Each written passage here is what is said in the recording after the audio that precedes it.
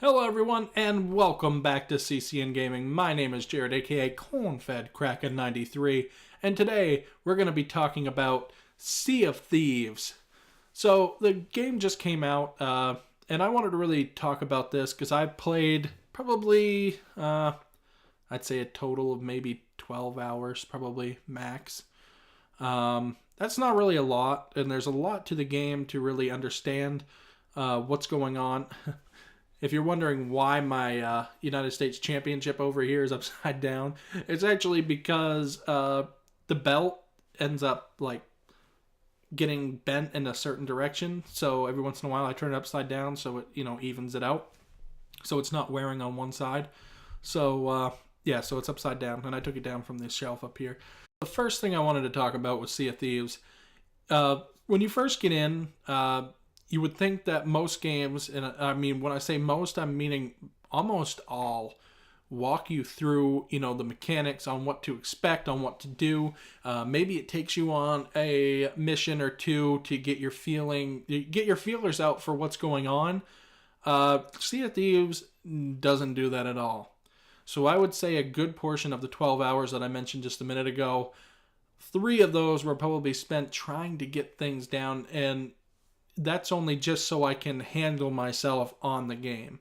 Now, fortunately, I've been able to get in with good people that have actually played the game a lot, watched other people, and basically the learning of the game is almost by a word of mouth type thing.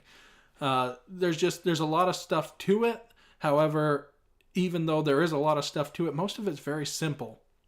Like if you read something that says go to a bell or some kind of riddle like that, most of the time it's very specific. But there is a lot of stuff to the game that you just wouldn't expect, things that you wouldn't know, such as holding down your, when you have your sword, holding down your button longer can make you swim faster through the water. Because with the strong strike. Didn't know that.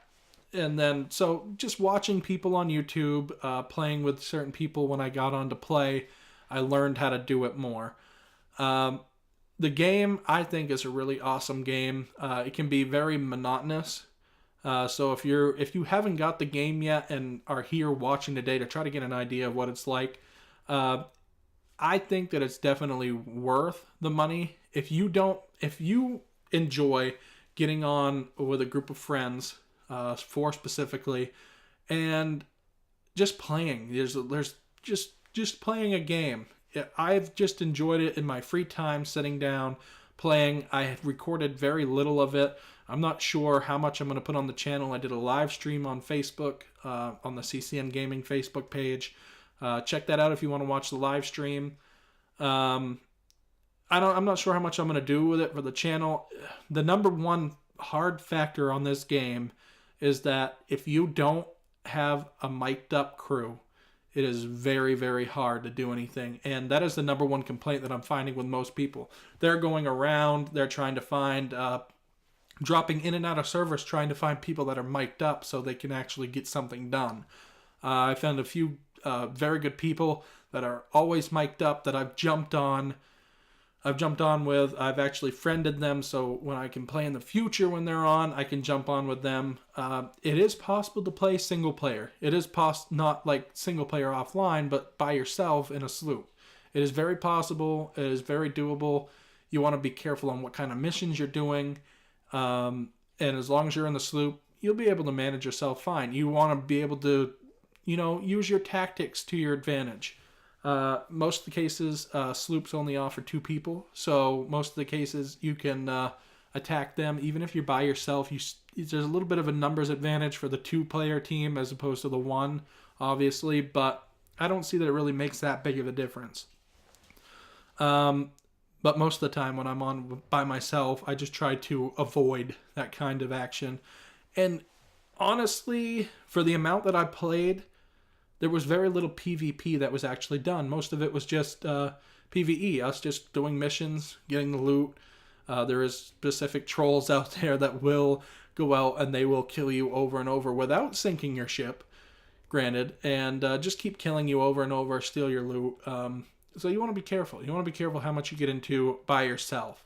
If you have a full crew, you can be a little bit more brave. And obviously, the main objectives: getting your missions, doing your missions, returning the loot, getting your gold, customizing your ships. Those are basically the objectives in the game. There's not much other complicated than that. I mean, the game download itself was like 9 gigabytes. So there's not much to this game as far as being a huge game. I do see it having an opportunity to expand. I do see it having an opportunity to make even the map bigger. I'm not sure how much they'll go into that, but the map is huge. And when you take the time that it takes, I've been on a 4-person galleon, and it takes time to traverse across the map to the other island that you have to be at. Or maybe that's where something is that you got to do, an animal that you have to pick up. Excuse me. My dog's in here with me too, so yeah, it takes time to do all this stuff. But in my opinion, I haven't even gotten enough gold to customize much yet. I could dump it into my gear, but I'd rather dump it into my ship. Another kind of multiplayer aspect in that is that the better your ship looks, the more people know that you mean business. The more people know that you've been on the game longer. So if you have a customized ship, 9 times out of 10, somebody's going to look at that and say, well, one of two things. It depends on where their mindset's at. It could mean that, okay, well, these guys are experienced. We're not going to mess with them because we don't want to lose what loot we already have.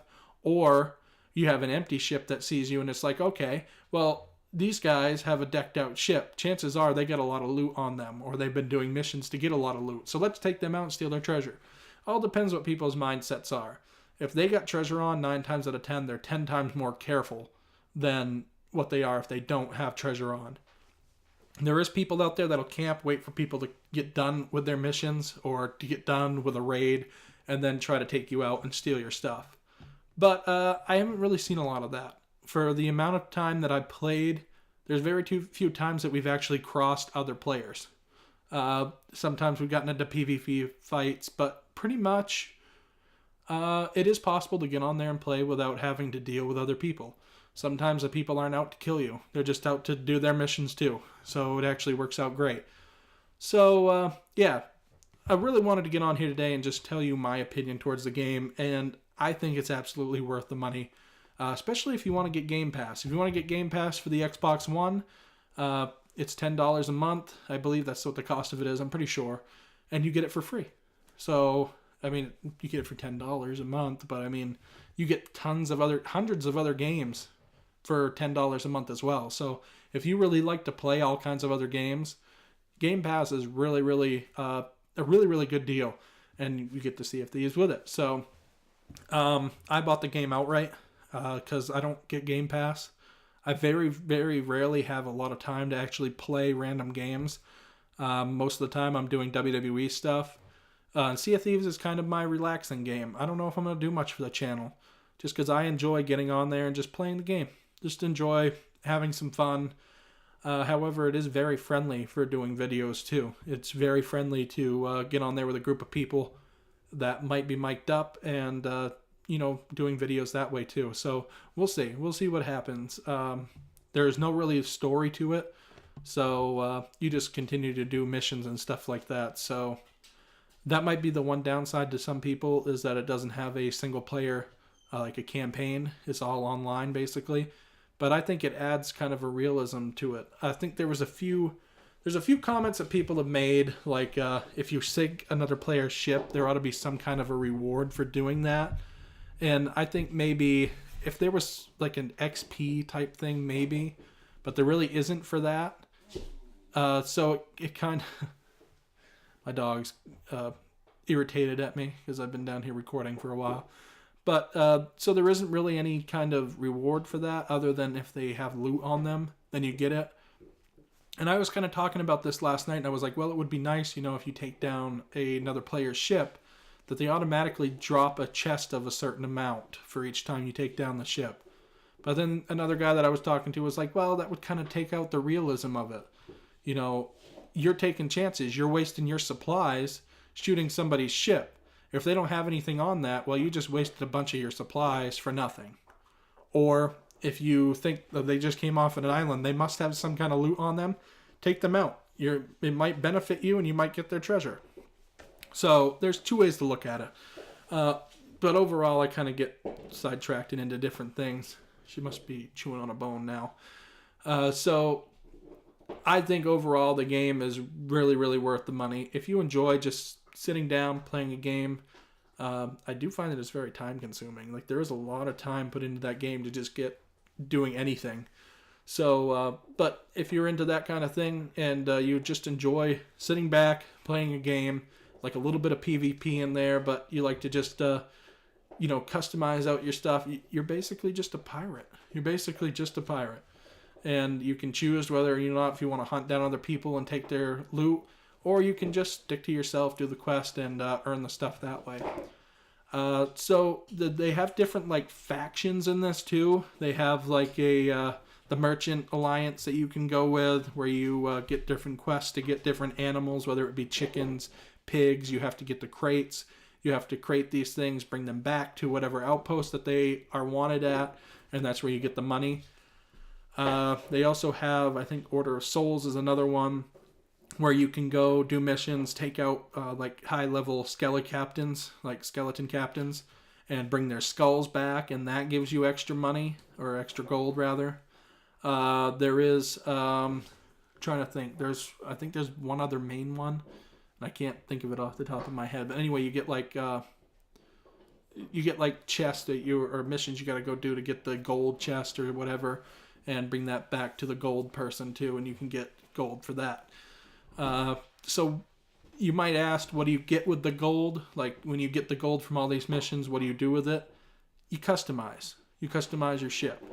There isn't really any big rewards yet, and there isn't a lot of customization really yet. There's more along the lines of what you're wearing, what your hairstyles are, beards even. Not so much on the ship aspect. They have the paint, you have your sails, you have a figurehead on the front, stuff like that. But pretty much everything is just what you're getting in the game, you can put back into the game to make yourself look better. I'm fine with that. Some people might not be. You're not really getting any big advantage, but it keeps the game fair. If you've been on the game for 30, 40 hours, it's not going to make a difference if you're getting in with only 2 hours into the game. You have the same type of tools at your disposal. Your ship just doesn't look as good. I'd like that aspect. If you're going to have a PvP all the time, that's kind of what you got to do without a single player mode. So with that being said, he really does not mind being noisy. With that being said, Sea of Thieves, I would very much recommend it. And if I had to give it a rating, let's say 1 out of 5 stars, I would give the game a 4. I really would. I think that's a generous way of putting that. Another thing I want to bring up before we get ready to end this video. I don't know what she's doing. Anyway, it is a cross-platform game, so people on PC and Xbox are on the same servers playing at the same time. That is very awesome. Plus, I believe if you buy the game for one or the other, you can use it on the other one as well. I don't know how that works. Don't take my word for it, but I'm pretty sure that's how it works. So yeah, I would give the game a 4 out of 5 stars. I think that it's a really good game to play. I haven't had any much trouble with the servers. There was trouble in the beginning, I guess. People not being able to get on, But I haven't had any problems with that at all. I've been getting on, playing for hours at a time. I only got kicked from the server once in probably the 12 hours that I was playing. And I don't know what happened there. We just got kicked randomly. So it could be my internet even. I don't know. But yeah, 4 out of 5 stars, Sea of Thieves, over here. If you guys want to pick up this game, or leave a comment down below, question, if you have any tips or tricks for me for the game, or any comments you'd like to leave underneath this video, go ahead and do so. Also, leave a like down here. I never can figure out which way I'm going. Yeah, leave a like down. I believe it's on this side. Yeah, like over here. And share this video if you'd like. And thank you guys so much for joining me here today on CCN Gaming, and we'll see you guys next time.